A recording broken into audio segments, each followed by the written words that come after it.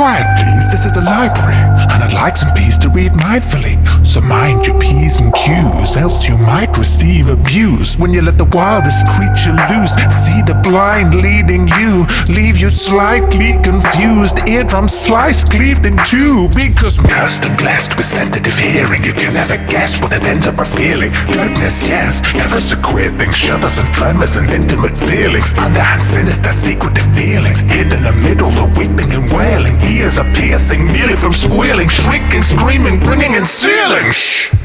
Quiet, please.